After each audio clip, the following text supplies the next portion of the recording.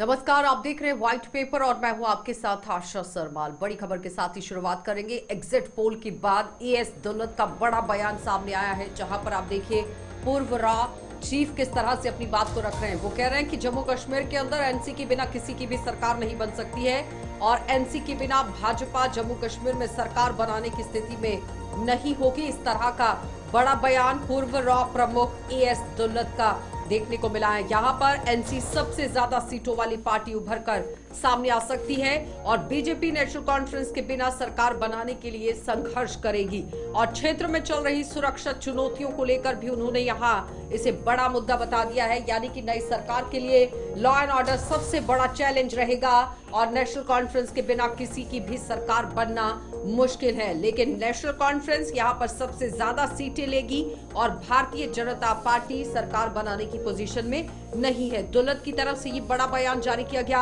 और आने वाले समय में आप देखिए किस तरह से सुरक्षा को बड़ा मुद्दा अब बनाया जा सकता है। और दुल्लत ने राज्य का दर्जा तत्काल बहाल करने की बात को भी एक बार फिर से दोहरा दिया है, वो वकालत करते हुए नजर आए। बताते चले कि जम्मू कश्मीर चुनाव में संख्या बल हमेशा निर्णायक कारक में रहा है। हालांकि बीजेपी कुछ क्षेत्रों में अच्छा प्रदर्शन कर सकती है, लेकिन नेशनल कॉन्फ्रेंस के बिना सरकार नहीं बना पाएगी। इस तरह से एएस दुल्लत की तरफ से बड़ी बातें कही गई और नेशनल कॉन्फ्रेंस कांग्रेस गठबंधन आवश्यक सीटों से कम हो जाता है तो फिर पीपल डेमोक्रेटिक पार्टी यानी कि पीडीपी एनसी कांग्रेस गठबंधन का समर्थन नहीं करेगी। इस तरह से बड़ी बात कही गई। लेकिन दूसरी तरफ पीडीपी कहती है कि सत्ता की चाबी उनके पास है। लेकिन उस बीच में अनुमान ये लगाया जा रहा है कि एनसी किसी अन्य पार्टी के साथ गठबंधन पर विचार कर सकती है, तो शायद वो भाजपा हो सकती है। लेकिन इस बीच में अगर हम सोफी यूसुफ की बात करते हैं तो एक बड़ा बयान उनकी तरफ से भी जारी हुआ है। वो कह रहे हैं कि कई निर्दलीय जो है वो हमारे कांटेक्ट में है। तो जाहिर तौर पर आप देखिए भारतीय जनता पार्टी दावा कर रही है कि सरकार वो बनाएंगे, लेकिन दूसरी तरफ नेशनल कॉन्फ्रेंस कांग्रेस और पीडीपी भी किस तरह से अपने दावे सामने रख चुके हैं। लेकिन इससे पहले आपने देखा कि एग्जिट पोल में किस तरह से रुझान में एक बड़ा आंकड़ा और एक टैली आपके सामने रखी गई, जिसमें भारतीय जनता पार्टी को 28 से 30 सीटें दी गई, कांग्रेस को 3 से 6 और नेशनल कॉन्फ्रेंस को 28 से 30 और पीडीपी को 5 से 7 पर रखा गया, जिसमें जम्मू कश्मीर पीपल कॉन्फ्रेंस को 1 से 2 सीटें और अवामी इत्तेहाद पार्टी को 1 से 2 सीटें और जेकेएपी यानी कि अपनी पार्टी को 1 से 2 सीटें और अदर्स के खाते में 7 से 11 सीटें डाली गई थी। लेकिन इस बीच में एएस दुल्लत का जिस तरह से बयान अब सामने आया है तो कहीं ना कहीं सियासत एक बार फिर से गर्मा जरूर गई है कि जम्मू कश्मीर के अंदर 8 अक्टूबर को जब रिजल्ट आते हैं तो किस तरह के रहेंगे। चलिए इसी पर चर्चा करेंगे। इस वक्त पैनल में दिनेश मल्होत्रा जी ने मेरे साथ ज्वाइन किया है, राजनीतिक विश्लेषक हैं, बहुत बहुत स्वागत जुड़ने के लिए। अहमद एजाज है, वरिष्ठ पत्रकार हैं, आपका भी स्वागत। सोहेल काजमी जी हैं हमारे साथ, वरिष्ठ पत्रकार हैं, आपका भी बहुत बहुत स्वागत जुड़ने के लिए। सबसे पहले तो दिनेश जी मैं आप ही के पास आऊंगी। एएस दुल्लत के बयान को आपने देखा होगा और पढ़ा भी होगा, जिस तरह से उन्होंने अपना बयान जारी किया है कि भाजपा इस पोजीशन में नहीं है कि नेशनल कॉन्फ्रेंस के बिना सरकार यहां पर बना सके। लेकिन जिस तरह से एग्जिट पोल भी सामने आया है, कई पार्टियों ने उसे नकारा भी है, लेकिन उस बीच में ये बयान इस समय पर आना कितना महत्वपूर्ण हो जाता है, किस तरह से इस पूरी स्टेटमेंट को देख रहे हैं? बहुत शुक्रिया मेरे जो पैनलिस्ट ने दोनों को मेरी तरफ से गुड इवनिंग, सोहेल साहब को भी गुड इवनिंग। तो ये जो मैंने पढ़ा सारा बयान देखा दुल्लत साहब का। अब आशा जी ऐसा ना कि जब तक चुनाव का पूरी तरह से वर्डिक्ट सामने नहीं आता, जितने भी कश्मीर एक्सपर्ट हैं वो सारे अपनी अपनी थ्योरियां सामने लाते रहेंगे, कोई डिफरेंट लाएगा कोई डिफरेंट थ्योरी लाएगा। क्लियर वर्डिक्ट जब 8 अक्टूबर को सब कुछ क्लियर होगा तभी सारी चीजें सामने होंगी। ठीक है, दुल्लत साहब ने ये कहा है कि नेशनल कॉन्फ्रेंस के बिना बीजेपी की सरकार नहीं बन सकती, ये बात ठीक है, लेकिन क्या नेशनल कॉन्फ्रेंस इतना बड़ा गैम्बल खेलेगी? मुझे नहीं लगता कि कोई भी कश्मीर की पार्टी, चाहे वो नेशनल कॉन्फ्रेंस हो, चाहे पीडीपी हो, चाहे और छोटे दल हो, कि इतना बड़ा गैम्बल खेलेंगे कि वो बीजेपी के साथ अलायंस करेंगे। और सबसे जो इम्पोर्टेंट बात यह है कि 8 तारीख को अगर जो पार्टी सबसे बड़ी पार्टी के रूप में सामने उभरेगी तो सबसे पहले उसका दावा बनेगा। अगर बीजेपी नेशनल कॉन्फ्रेंस की टैली को क्रॉस करती है, अगर बीजेपी 32-34 पे रहती है, नेशनल कॉन्फ्रेंस 30 पे रहती है, अगर बीजेपी क्रॉस करती है तो बीजेपी अपने उन 5 को मिला के बीजेपी सबसे बड़ी पार्टी उभरेगी और बीजेपी का नेचुरली सबसे पहला क्लेम होगा। इसलिए सबसे जो इम्पोर्टेंट बात यह है कि 8 तारीख 12 बजे तक ये कहना कि क्या अभी मुझे लगता है बेईमानी है। 12 बजे क्लियर होगा कि कौन सी पार्टी सबसे बड़े राजनीतिक दल के रूप में उभरती है। जो बड़ा राजनीतिक दल होगा उसका पहले क्लेम बनेगा गवर्नमेंट बनाने का। नहीं, गठबंधन को लेकर तो बात हो सकती है ना दिनेश जी, क्योंकि जिस तरह से आप 2024 का विधानसभा चुनाव शुरू हुआ था, उससे पहले जो दावे किए गए, फिर उसके बाद मैनिफेस्टो को लाया गया, और उसके बाद जब एग्जिट पोल सामने आया है, उसके साथ साथ जिस तरह से पूर्व रिसर्च एंड एनालिसिस विंग के ही आप देखिए जो रॉ प्रमुख हैं, वो अगर अपना बड़ा बयान दे रहे हैं, तो इस बीच में कहते हैं ना कि आग अगर कहीं पर होती है तो धुआं उठता है। आखिर कहीं ना कहीं पर आप देखिए जिस तरह से समीकरण बन रहे हैं, अगर इस तरह का पूरा समीकरण बनता है कि नेशनल कॉन्फ्रेंस को जाने की जरूरत पड़ जाती है, क्योंकि सत्ता की दौड़ है और सत्ता के लिए तो कुछ भी किया जा सकता है, क्योंकि सियासत में ये सब कुछ जायज है। उस बीच में राजनीति में तो और आशा जी आपकी बात बिल्कुल ठीक है, राजनीति में कुछ भी पॉसिबल है। अगर 2014 में पीडीपी और बीजेपी नॉर्थ पोल और साउथ पोल मिलकर सरकार बना सकते हैं, तो 2024 में कुछ भी हो सकता है। लेकिन 2014 की स्थितियां और 2024 की स्थितियों में जमीन आसमान का फर्क है। 2014 में आर्टिकल 370 नहीं टूटा था, 2014 में जम्मू कश्मीर यूनियन टेरिटरी नहीं बनी थी, इसलिए 2014 को 2024 से कंपेयर करना मुझे लगता है ठीक नहीं है। लेकिन दुल्लत साहब ने कई साल कश्मीर को डील किया है, उस मतलब इनसाइड सारी चीजें जानते हैं कि इनसाइड क्या हो रहा है, तो उनकी बात को सीरियसली लेना भी चाहिए। क्या पता बीजेपी नेशनल कॉन्फ्रेंस में भी अलायंस हो जाए, अभी कुछ कह नहीं सकते, लेकिन सारा मुझे लगता है वेट करना चाहिए कि वर्डिक्ट किस तरह से आता है। अहमद अयाज जी, जिस तरह से पीडीपी पार्टी भी क्लेम करती है कि सत्ता की चाबी तो उन्हीं के पास है, और हाल ही में मैं पीडीपी के प्रवक्ता को भी सुन रही थी जो कि बाहू से भी कंटेस्ट कर रहे थे, वो कह रहे हैं कि लगाम तो उन्हीं के हाथ में होगी। नहीं, ऐसा भी जरूरी है। ये देखना पड़ेगा पहले कि कितना किसके पास टोटल रिजल्ट जो आएगा उसमें किसके पास कितना नंबर होगा, तो उसके हिसाब से लाइन्स बन सकती है, और उसके हिसाब से ये देखा जाएगा कि किसको कितने नंबर्स की जरूरत पड़ेगी। लेकिन जहां तक हमारा मानना है कि अभी शायद इतनी कोई परेशानी नहीं आएगी अगर नेशनल कॉन्फ्रेंस और कांग्रेस या जो भी बाकी ये अहमद जी की आवाज को थोड़ा सा बढ़ा दीजिए। बोलिए बोलिए प्लीज। इंडिया ब्लॉक में, अगर इंडिया ब्लॉक में गवर्नमेंट बनाने की पॉसिबिलिटीज बनते हैं, तो या वो करना चाहे, पॉसिबिलिटीज तो है, लेकिन अगर वो चाहे, वो एक ऑप्शन है कि इंडिया ब्लॉक की जो भी पार्टीज है जम्मू कश्मीर में वो गवर्नमेंट बनाए, और शायद उसमें पीडीपी की जरूरत भी ना पड़े। ये भी जरूरी नहीं है कि वो कहें कि हमारे बिना नहीं होगा, हो सकता है, क्योंकि हमारा जो अभी मानना है, जो अभी एग्जिट पोल भी है और हम भी उसको देख रहे हैं कि कहीं 25-35 का कॉन्फ्रेंस के आने का इम्कान है, और 10-15 के अंदर अंदर कांग्रेस भी होगा, और उसके साथ फिर 1-2 और है जैसे तारेगामी वारिगामी, तो बन सकता है, ऐसा नहीं कि ना बनने की बात है। लेकिन अब देखना है कि बनेगा क्या रहेगा फायदामंद, जैसे दौलत साहब ने भी बताया, वो भी बात हो रही थी, बनेगा क्या। इसी दोनों, ये नहीं कि दौलत साहब का कहना कि बीजेपी के बगैर हुकूमत नहीं बनेगी, बन सकती है, समझे, नहीं बन सकती है, बात तो सकती है, लेकिन सवाल यह है कि सही क्या रहेगा जम्मू कश्मीर के लिए, क्योंकि जम्मू कश्मीर के लोगों ने वोट इसलिए दिया, आज तक जो हालात उनको 10 साल के अंदर देखने को पड़े कि उनसे छुटकारा मिले, उनसे बाहर निकल आ जाए, और उसी लिहाज से लेकर उन्होंने अपनी हुकूमत, वोट दे दिए, अपनी हुकूमत बनाए और एक्सेसिबिलिटी रहे और अपने हिसाब से गवर्नमेंट चलाई जाए। ये उनका वोट का जो अभी जो पोजीशन है। अब सवाल ये है कि क्या उनकी जो एस्पिरेशंस है, जैसे नेशनल कॉन्फ्रेंस ने भी अपने मैनिफेस्टो में दिया है, क्या उनकी एस्पिरेशंस को अगर नेशनल कॉन्फ्रेंस और कांग्रेस या इंडिया ब्लॉक की जो पार्टीज है वो गवर्नमेंट बनाती है, क्या वो एस्पिरेशन को मीट किया जा सकता है, उनको अचीव किया जा सकता है, वो एक बात है। बाकी हुकूमत तो बना सकते हैं नेशनल कॉन्फ्रेंस और कांग्रेस, दूसरे जो भी उसके साथ हैं वो बना सकते। अहमद जी, अगर हम अपने गुलिस्तान न्यूज चैनल के सर्वे को लेकर बात करते हैं, जो हमने अपना एग्जिट पोल सामने रखा था, हमने नेशनल कॉन्फ्रेंस को 28 से 30 सीटों पर रखा, और इस बीच में 6 सीटें हम यहाँ कांग्रेस को भी दे रहे हैं, कुल मिलाकर 36 होता है। फिर भी आपको या तो इंडिपेंडेंट के साथ जाना पड़ेगा या तो फिर एक ऐसी पार्टी के साथ जिसके पास जनाधार हो, जिनके पास सीट्स हो। और बीजेपी पार्टी इसलिए बार बार सामने आ रही है क्योंकि सेंटर के अंदर है, और जब कोई भी सरकार बनती है तो हमेशा से ये रहता है कि उसी के साथ जाया जाए जो सत्ता के अंदर पहले से है, क्योंकि फंड्स आपको लाने हैं, आपको काम करवाना है। जिन मुद्दों को लेकर आपने खेला है जम्मू कश्मीर के अंदर, जो दावे रखे हैं, उन्हें पूरा भी तो करना है।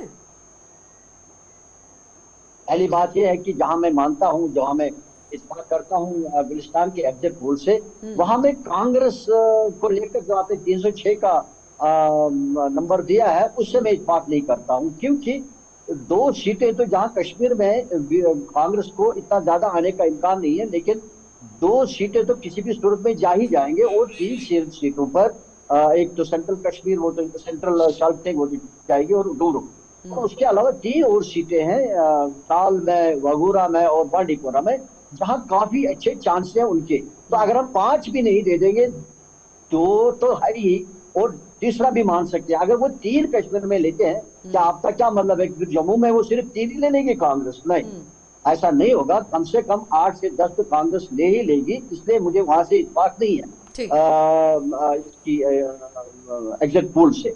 तो उसके बावजूद भी अगर वो भी मान लिया जाए, आपकी जो गुलिस्तान की जो एग्जिट पोल है कांग्रेस को लेकर, वेल अगर कम पड़ता है तो मुश्किल है। फिर अगर 5, 6 या 7 भी मिला देते हैं इस पीडीपी की उनके साथ में, 7 से मतलब का आने का भी चांस नहीं, वो आपका एग्जिट पोल भी बता रहा है और हम भी वो मानते हैं। और अगर वो मान लें तो फिर 42 ही बन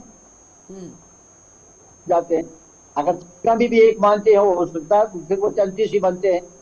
यासीन, तो सारा अगर खेल आता तो है गणित का है ना। यासीन, सोहेल जी, मैं आपके पास वापस लौट रही हूँ, रुकेंगे एक छोटे से ब्रेक के लिए, जल्द वापस लौटेंगे, आप बने रहिए। हम चलिए सोहेल जी, मैं आप ही के पास आऊंगी। सोहेल जी, जिस तरह से गणित का ही खेल है, अब आने वाले समय में नंबर्स का खेल रहेगा, लेकिन इस बीच में जिस तरह से 5 मनोनीत सदस्यों को लेकर भी बात उठ रही थी कांग्रेस पार्टी की तरफ से, अब प्रेस कॉन्फ्रेंस की गई और कहा गया कि ऐसा नहीं होना चाहिए, अगर ऐसा होता है तो विरोध किया जाएगा।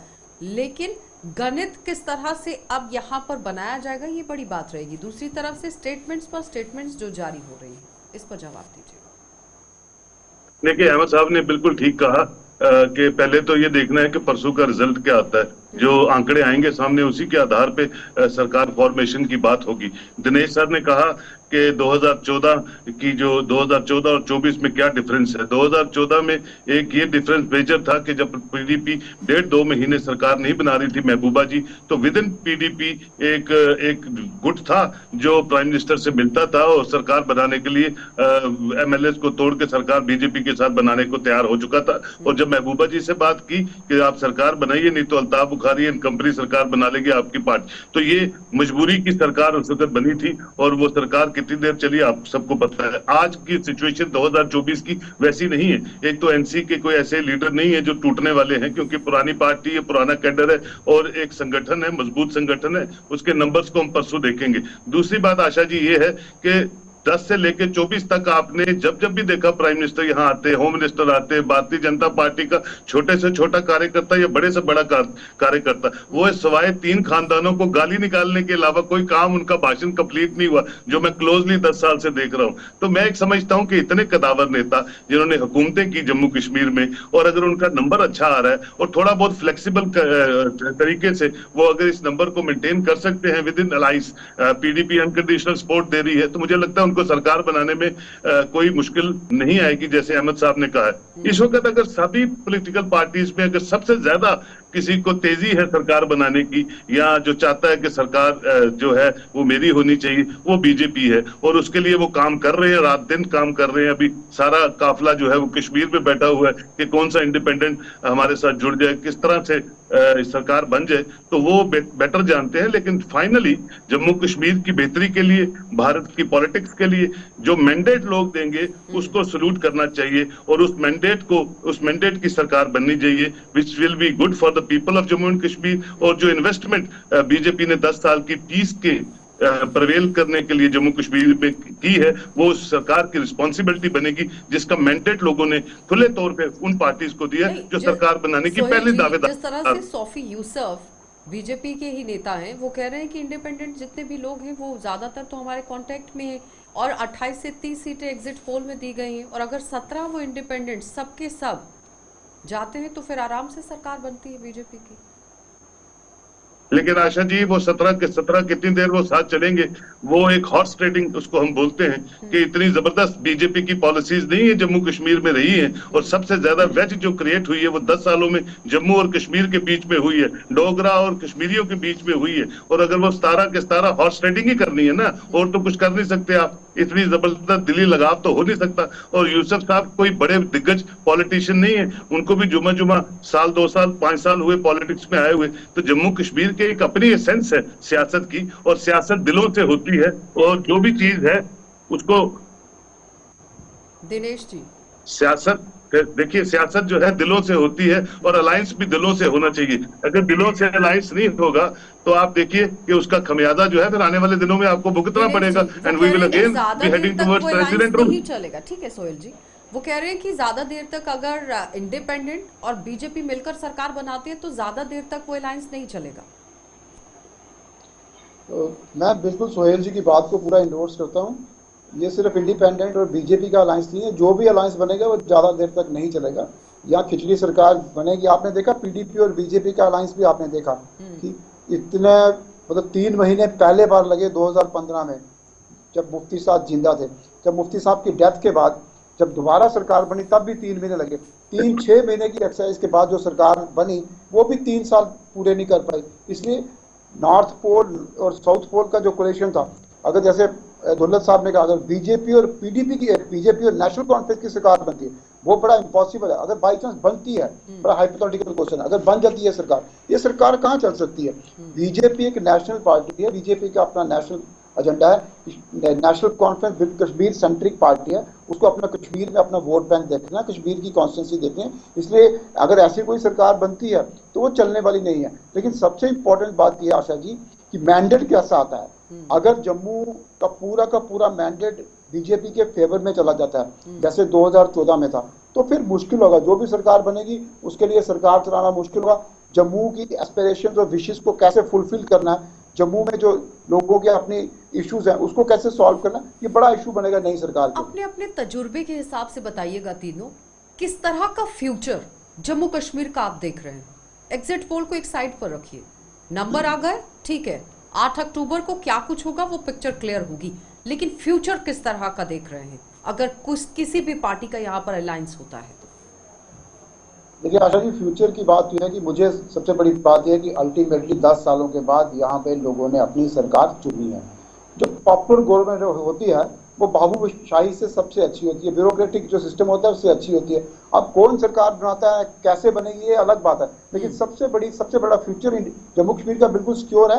ये चलता रहता है, इलेक्शन में किसी को मैंडेट कम आता है, सीटें कम आती हैं, कोई पार्टी बाद में जीतती है, लेकिन सबसे बड़ी बात यह है कि डेमोक्रेसी जो डिरेल हो गई थी जम्मू कश्मीर में उसको दोबारा पटरी पे लाया गया। अब ये चलेगी, आहिस्ता आहिस्ता चलेगी, ये सरकार चलेगी, दूसरी सरकार आएगी, चलता रहेगा सिस्टम। ठीक है एजाज जी, एक असेंबली चुनकर जाएगी, स्ट्रॉन्ग असेंबली, लेकिन वो असेंबली किस तरह का काम करेगी ये बड़ा सवाल रहेगा। सेक्शन 55 को ध्यान में रखकर जवाब दीजिएगा एजाज जी। पहले 2 चीजें बहुत इंपॉर्टेंट है। एक ये कि बीजेपी का ये कहना कि हमारे पास 17 इंडिपेंडेंट्स है, उनके साथ मिला के हम हुकूमत बनाएंगे। ये भी एक सवाल है कि बस 17 इंडिपेंडेंट्स कौन है और इंडिपेंडेंटली कौन आएगा, एक्सेप्टिंग अगर एक जो बड़ी मुश्किल से वो भी बड़ी स्ट्रगल कर रहे हैं, अपनी पार्टी के एक जो लीडर बहुत स्ट्रगल कर रहे हैं, वो भी आए ना आए वो भी सेटल नहीं है। और उसके अलावा सजाद लोन का भी इतना नहीं है कि वो उसके साथ मिलेगा अगर एक दो उसके भी आ जाए, तो नहीं लग रहा है कि पहली बात कि 17 कोई ऐसे आदमी इंडिपेंडेंट वो होंगे वो उनके साथ मिलेंगे, ऐसा लग नहीं रहा। दूसरा बहुत बड़ी इंपॉर्टेंट बात ये कि लोगों ने इस वक्त बड़ी मुश्किलात में बड़े आशा के साथ, उम्मीद के साथ वोट डाले, बड़े जोश खरोश से वोट डाले कि ऐसी हुकूमत बने जो डिलीवर कर पाएगी। उन्होंने यूं ही तमाशा नहीं किया, क्योंकि लोगों ने बड़े बड़े शौक से और पार्टिसिपेट भी किया, कैंडिडेट्स ने भी बड़े बड़े पार्टिसिपेट किया और ये जानकर कि ये डिलीवर करें, क्योंकि 10 साल के दरमियान मुश्किलात का सामना करना पड़ा, वो इससे बाहर आ जाए। अब सवाल ये है कि कौन सी हुकूमत आ जाएगी, कौन सी कॉम्बिनेशन होगी, कौन सी अलायंस हो जाएगी कि जो डिलीवर कर पाएगी। पहली बात यही है कि कोई ऐसी सिंगल पार्टी नहीं है कि जो अपने बलबूते पर हुकूमत बनाएगी। That's ruled out. चाहे रिजल्ट आने वाले ही है, लेकिन एक चीज तो तय है कि सिंगल पार्टी कोई आने वाली नहीं है जो कहीं दिख ऐसा रहा तो नहीं है तो कि उसके अलावा अब ये एजाज देखना जी, कि क्या कॉम्बिनेशन। एजाज जी, हम तो बीजेपी और नेशनल Sorry? कॉन्फ्रेंस को लेकर बात कर रहे हैं। कहीं ऐसा तो नहीं है कि पिक्चर उलट हो जाए, Congress, PDP, national conference, independent सब लोग मिलकर सरकार बना लें? नहीं, ऐसा वही है ना कि ऐसा दो ऑप्शन है वेरी क्लियर। एक है कि इंडिया ब्लॉक और वो अपने साथ किसी को मिला के हुकूमत बनाए, और दूसरा है कि फिर बीजेपी और नेशनल कॉन्फ्रेंस बनाए। आई मीन ये दो पॉसिबिलिटीज है। अब देखना ये है कि जैसे आपने कहा कि फ्यूचर क्या रहे। अब इंडिया ब्लॉक की आज की सिचुएशन में हुकूमत जम्मू कश्मीर बनाते हैं, नहीं लग रहा है कि वो यूनियन टेरिटरी के होते हुए कुछ डिलीवर कर सकते हैं, और इसलिए चैलेंजेस रहेंगे डिलीवरी में। और अगर उसके बाद जो दौलत साहब ने दिया है, उसने एक चीज तो ये कहा कि नहीं बन सकते, बीजेपी के बगैर बन सकती है, लेकिन ये कह सकते हैं कि क्या बनने के बाद कोई डिलीवर कर सकता है। अगर इंडिया ब्लॉक की बनते हैं, मुझे लगता है उनको डिलीवरी में बहुत चैलेंज आ जाएगा। और दूसरा, अगर नेशनल कॉन्फ्रेंस और सेंटर के साथ जब तक टाई अप नहीं होगा आज के सिचुएशन में, वैसे भी पिछले जमानों में हमने देखा है कि कोई भी हुकूमत के जो स्टेट की उसका सेंटर के साथ टाई अप रहा। तो मतलब और आपकी tie up के मजबूरी हो बगैर जाएगी कोई- फिर बीजेपी के साथ मिलकर सरकार बनाना, कुछ ऐसा कि डिलीवर करना है ना अब आपको? वही एक, अगर डिलीवरी की बात है, अगर डिलीवरी की बात है, हुकूमत की पायदारी की बात है, लोगों के हित की बात है, तो वही एक ऑप्शन है। नहीं तो इंडिया ब्लॉक इस सिचुएशन में यूनियन टेरिटरी के होते हुए नजर नहीं आ रहा है, कि जहां उमर साहब ने खुद भी इस चीज का इतराफ किया है कि मुझे यूनियन टेरिटरी में एक चपरासी की तैनाती के लिए एलजी के पास जाना पड़ेगा, और सही बोला हूं। तो इसीलिए हम ये देख रहे हैं कि जब तक जम्मू कश्मीर की जो भी हुकूमत बनेगी उसका टायर सेंटर की गवर्नमेंट के सेंटर के साथ नहीं होगा, उस पार्टी के साथ नहीं होगा। सोहेल जी, वो कह रहे हैं कि जब तक सेंटर सेंटर में की होगी। गवर्नमेंट के साथ आपका राब्ता नहीं होगा, ज्यादा देर तक आप गवर्नमेंट को चला नहीं सकते हैं। लेकिन फ्यूचर को भी किस तरह से आप भी देख रहे हैं, वो भी बताइएगा। देखिए, फ्यूचर जो है सदाबहार, कोई भी ना मरकज में रहता है ना रियासतों में रहता है। और मैंने पहले भी आपसे कहा कि 2014 और 24 में जमीन आसमान का फर्क है, जमीनी हकायक पे पॉलिटिक्स का। और ये कहना कि यहाँ जो सरकार बनेगी कि उसकी से नहीं होगी मरकज के साथ। आफ्टर ऑल सरकारों का काम है हर स्टेट के वेलफेयर की बात करने का। ठीक है, वो स्टेटहुड रिस्टोर नहीं करेंगे जब तक यहाँ दूसरी सरकार बनेगी या और चीजों पे फ्लेक्सिबल नहीं होंगे, लेकिन अल्टीमेटली जो मैंडेट है वो वेस्ट होगा। और जब मैंडेट वेस्ट होता है तो उसका श्रेय जो है मरकज की सरकारों को भी जाता है, और उसका डेंट जो है फिर बाकी भारत की बाकी स्टेटों में भी उनको भुगतना पड़ता है। तो समीकरण बदल रहा है। हरियाणा में भी वो सोच रहे थे कि भाजपा की सरकार आएगी। ठीक है, कल क्या समीकरण बनता है क्या पता, बीजेपी एनसी ही सरकार बनाए, हम उस पर कुछ नहीं कहते हैं। लेकिन जो मैंडेट आएगा, मुझे लगता है कि उसको सल्यूट करना चाहिए, और उस मैंडेट पे बेटर अलायंस जो है, बेटर पार्टनर्स का कैसे बनता है for the welfare of Jammu and Kashmir, वो देखना चाहिए। ये मेरा अपना ओपिनियन है। कल क्या होगा मुझे नहीं मालूम है, लेकिन मैंडेट को सलाम करना एक जबरदस्त जमहूरियत का जो है वो तरीकाकार है, और लोग सरप्रिय हैं, लोग देख रहे हैं, और मुझे लगता है वो सब अच्छी तरह चलेगा। जम्मू कश्मीर मैच्योर लोगों के हाथों से सत्ता चलनी चाहिए। ये हिंदू मुस्लिम ये और ये बाकी चीजों के साथ भेदभाव के साथ, चलिए, ये तो 8 तारीख को रीजनल इम्बैलेंस के साथ सरकारें नहीं चलनी चाहिए। 8 तारीख को तो क्लियर हो ही जाएगा। बहुत बहुत धन्यवाद सोहेल जी, और एजाज जी आपका भी धन्यवाद, और दिनेश जी आपका भी। तो फिलहाल आपने देखा कि किस तरह से समीकरण बनता है। इंतजार अब 8 तारीख का है। आप देखते रहिए कार्यक्रम।